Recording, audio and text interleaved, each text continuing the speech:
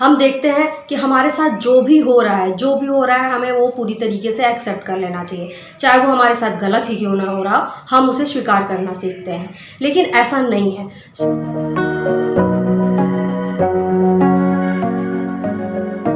शक्ति के दिनों में हम लोग शक्ति की उपासना कर रहे हैं, शक्ति की आराधना कर रहे हैं और खुद के अंदर उस शक्ति को बढ़ा रहे हैं जिससे हमें अंदर शांति मिले, खुद के अंदर शक्ति हो और हमें जीवन जीने में आसानी भी हो। इसके पहले पिछले वीडियो में मैंने 2 शक्ति के बारे में बताया है, माफ़ करने की शक्ति, माफ़ी मांगने की शक्ति, कृतज्ञता की शक्ति। उसका लिंक डिस्क्रिप्शन बॉक्स में दिया गया है, आप ज़रूर चेक कर लीजिएगा। अब बात करते हैं स्वीकार करने की शक्ति। पिछली 2 शक्तियों को जब हम अपने अंदर बढ़ाने लगते हैं, हम माफ़ी मांग लेते हैं, माफ़ कर देते हैं और कृतज्ञता करने लगते हैं, तो हमारे अंदर स्वीकार करने की शक्ति आने में थोड़ी सी आसानी हो सकती है। देखिए, हमारे अंदर कोई भी शक्ति आनी रहती है ना, तो उसको धीरे धीरे प्रैक्टिस करके ही ले आया जा सकता है, वो तुरंत नहीं आ पाती है। आइए देखते हैं स्वीकार करने की शक्ति क्या है और हम इसे किस तरीके से लेते हैं। सबसे पहले हम सोचते हैं हमें हर चीज़ स्वीकार कर लेना चाहिए, खुद के अंदर स्वीकार करने की शक्ति को बढ़ाना चाहिए। और स्वीकार करने का हम मतलब क्या समझते हैं? हम देखते हैं कि हमारे साथ जो भी हो रहा है हमें वो पूरी तरीके से एक्सेप्ट कर लेना चाहिए। चाहे वो हमारे साथ गलत ही क्यों ना हो रहा हो, हम उसे स्वीकार करना सीखते हैं। लेकिन ऐसा नहीं है। स्वीकार करने का मतलब होता है कि हमारे साथ जो भी हो रहा है, जैसा भी हो रहा है, उसे स्वीकार नहीं करना है। हमारे साथ हमारे इस वर्तमान समय में जो भी परिस्थितियां हैं उसे एक्सेप्ट करना है, उसे स्वीकार करना है। अगर हम उन चीज़ों को स्वीकार कर लेंगे जो हमारे साथ जो भी हो रहा है, चाहे वो गलत हो रहा है, अगर हम उसे स्वीकार कर लेंगे तो हम अपने अंदर धीरे धीरे अपने अंदर शक्ति को कमज़ोर होता हुआ पाएंगे। लेकिन अगर उसकी जगह हमारे सामने जो भी परिस्थिति है, आप इसे ध्यान से समझिएगा, हमें परिस्थिति को स्वीकार करना है, हमें उन चीज़ों को नहीं स्वीकार करना है जो हमारे साथ गलत हो रहा है। अगर हम परिस्थिति को स्वीकार कर लेते हैं तो हमारे अंदर वो शक्ति आने लगती है।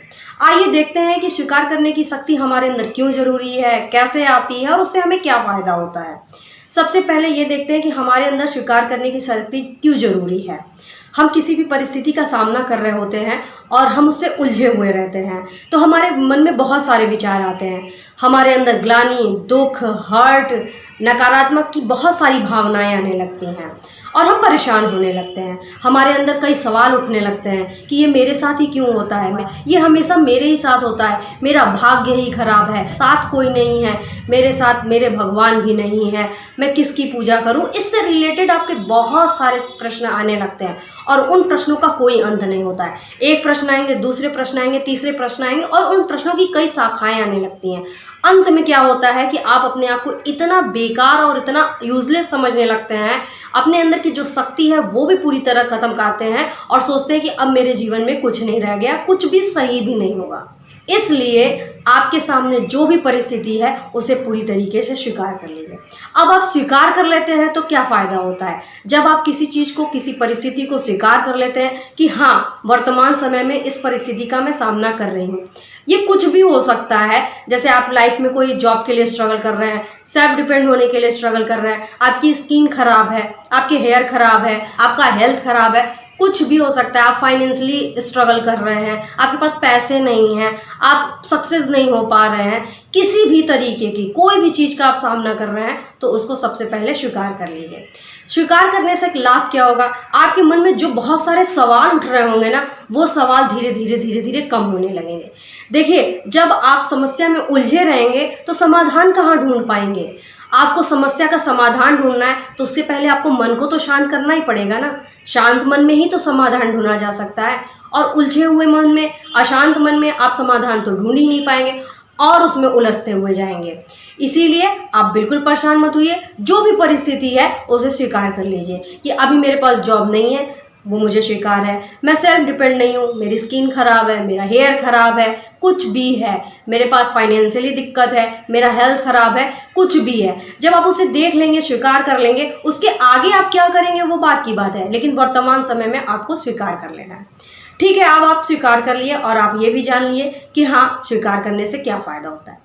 स्वीकार करने से आपके मन में जो बहुत सारे प्रश्न उठ रहे होते हैं वो शांत हो जाते हैं। स्वीकार करने से आपका मन शांत हो जाता है। स्वीकार करने से आपके अंदर जो शक्ति होती है वो शक्ति आती है।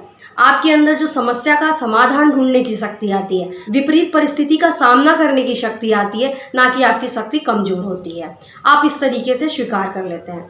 जब आप स्वीकार करते हैं तो आप परिस्थिति को खुद से अलग करते हैं, और अगर उलझे हुए रहेंगे, उसी समस्या में उलझे रहेंगे, विपरीत परिस्थिति में उलझे रहेंगे, तो आप उसको खुद को इन्वॉल्व करते रहेंगे। आपको समस्या का समाधान तभी मिलेगा जब आपकी परिस्थिति अलग होगी और आप अलग होंगे, तो आप खुद उस समस्या का समाधान ढूंढ पाएंगे। इसलिए आप सबसे पहले स्वीकार कर लेंगे तो आप बहुत ही शांत हो जाएंगे। अब देखते हैं कि हम स्वीकार कैसे करें और किन चीज़ों को करें। जब भी आपके सामने कोई भी विपरीत परिस्थिति आए तो उस परिस्थिति को आप स्वीकार कर लीजिए। आप जो परिस्थिति को स्वीकार कर लेंगे, कैसे करेंगे? जैसे कोई भी परिस्थिति है ना, आप उसकी हर चीज़ को देखिए कि आपको उससे क्या नुकसान हो रहा है, आप उससे किस किस चीज़ का सामना कर रहे हैं। आप बहुत परेशान हो रहे हैं, आप उससे हो सकता है बहुत गिल्टी फील कर रहे हो सकता है दूसरों की बातें सुन रहे होंगे, और बहुत सी चीज़ें हो सकती हैं, आप उसको सुन रहे होंगे। देखिए, सारी चीज़ें एक तरफ, आपकी मन स्थिति बहुत ज़्यादा इंपॉर्टेंट होती है। स्वीकार करने से यही सबसे अच्छा बेनिफिट होता है कि आपकी मन स्थिति सही होने लगती है। जब आपको हर चीज़ पता हो जाएगा कि इस परिस्थिति से मैं इस चीज़ का सामना कर रही हूँ और इस चीज़ का हो रहा है, तो आप उन चीज़ों से क्या करने लगेंगे, खुद से समझने लगेंगे। जब आपने स्वीकार कर लिया तो आपको वो चीज़ें जो होंगी वो वैल्यूबल नहीं लगेंगी, फिर आप समस्या का समाधान ढूंढने लगेंगे। इसीलिए जब आप स्वीकार कर लेंगे तो आप समस्या का समाधान ढूंढेंगे और उस पर निरंतर काम करने लगेंगे। इसीलिए जीवन में जो भी परिस्थिति है, जैसी भी है, वो आपकी परिस्थिति है और उसे आपको ही स्वीकार करना पड़ेगा। जब तक आप स्वीकार नहीं करेंगे तब तक आप उलझते रहेंगे, गुस्साते रहेंगे, इरिटेट होते रहेंगे, परेशान होते रहेंगे। समस्या का कोई समाधान नहीं बनेगा, समस्या और बढ़ती जाएगी, आपसे भी बड़ी होती जाएगी। और समस्या से समाधान पाना है तो चीज़ों को स्वीकार करना सीखिए। आइए खुद आगे बढ़ते हैं, दूसरों को आगे बढ़ाते हैं, खुद खुश रहते हैं, दूसरों को भी खुशी बांटते हैं। Thank you so much.